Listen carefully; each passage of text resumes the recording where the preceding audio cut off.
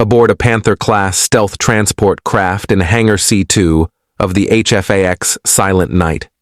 Hephaestus, will you please turn that shit off? Groaned Artemis. Are you asking me to turn off the DJ Blyett man? I'll have you know he is a 21st century hardbass genius.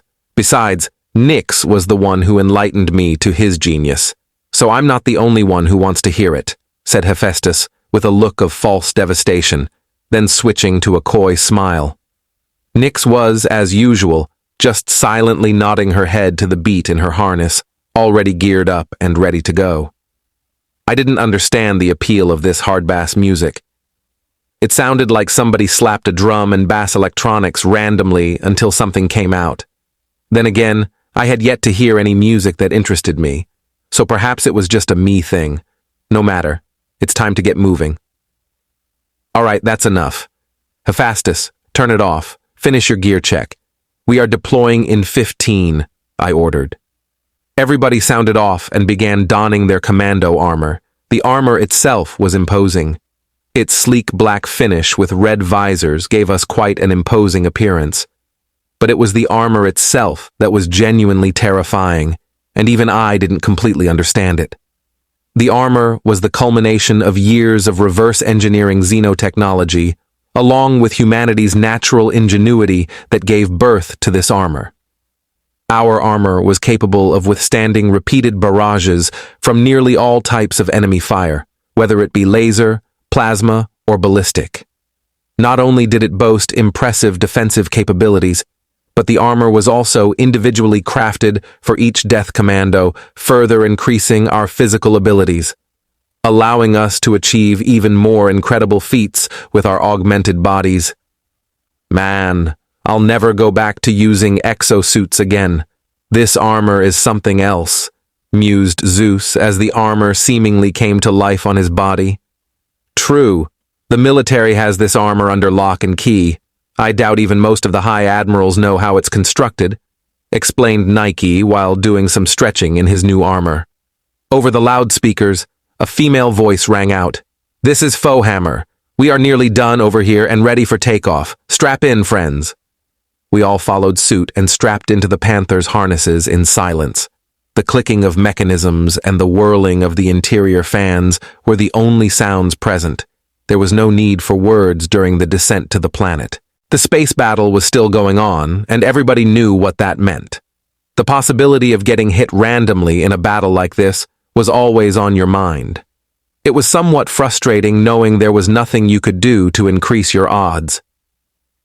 The Panther transport crafts had high-spec plasma shields and stealth fields, but it didn't matter if a stray railgun shot from a capital ship vaporized us, or a downed Elunari fighter barreled into our craft. As soon as we drop out of warp, I'm punching it to the surface, so pray hard, ladies and gentlemen, Foehammer called over the radio. Pray hard, huh? If there was a god for humanity, it sure didn't care much for me or anyone for that matter, and they sure wouldn't recognize me as a member of their flock anyways. I didn't have much time to ponder this as we dropped out of warp space. It was always an uncomfortable experience, no matter how many times you went through it. It felt like somebody had quickly readjusted your internal organs and only placed half of them back into your stomach. The craft lurched upwards and launched out of the hangar into open space. There weren't any windows in the ship, and the ride was silent besides the engine's roar now. It was eerie knowing a full-blown space battle was going on just outside this small metal casket.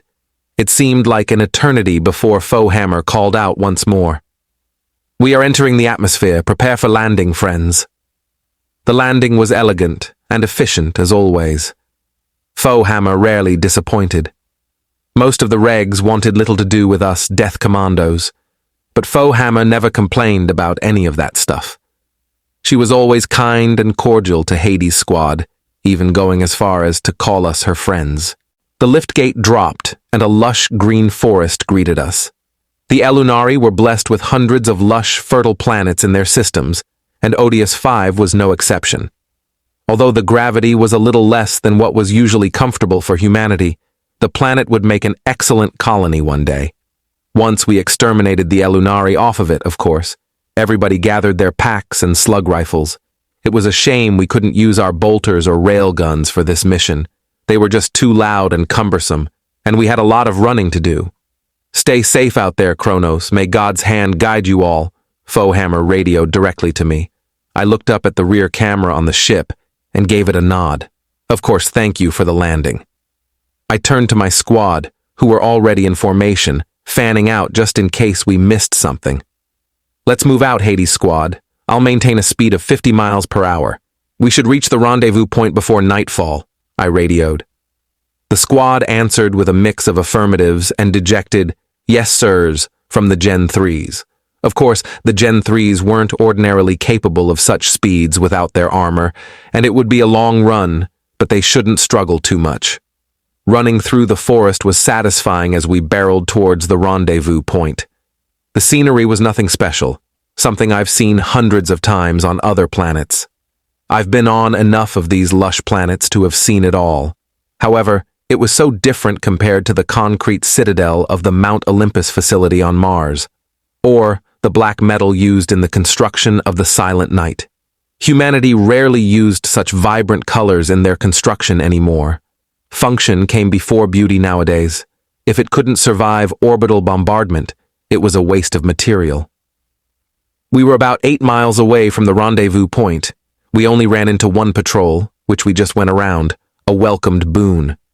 I signaled to activate our active camo as we closed in. We couldn't maintain the camo forever, so we used it sparingly. The friendly Marine squad began pinging on our radars as we got within their camp range. When we arrived, they were well hidden within the forest's foliage. For regs, they sure were the best of the best. I located their commanding officer and approached, only uncloaking when I was right behind them. Although I couldn't see the face of the Marine they were talking to, she let out a surprised scream as I seemingly materialized out of thin air. The commanding officer turned around and let out a very unmanly yelp and curse of surprise as well. "Shit! Can you please not do that, sir?" he said, breathing hard. Looking down at the Marine, "I didn't mean to startle you." After taking a few deep breaths, the Marine, while looking me up and down, responded, "It's fine. No worries, sir. We just weren't expecting Hades squad. Command told us we were getting back up but didn't think they would send you guys." "Sorry to disappoint, Sergeant." The sergeant shook his head side to side. No, it's fine. This mission should be a cakewalk with you guys. We've been scoping out the area and its surroundings for 2 days now. There is pretty much nothing out there. Forest patrols are sparsy, and the guard patrols in the facility are a joke. There can't be any more than 20 guards active at any given time. These Asenos are acting like the planet isn't under siege at all. "I see. Then this should be a cakewalk indeed, Sergeant. Send over any of the relative information. I'll have a plan of attack done in just a few minutes, and we can begin."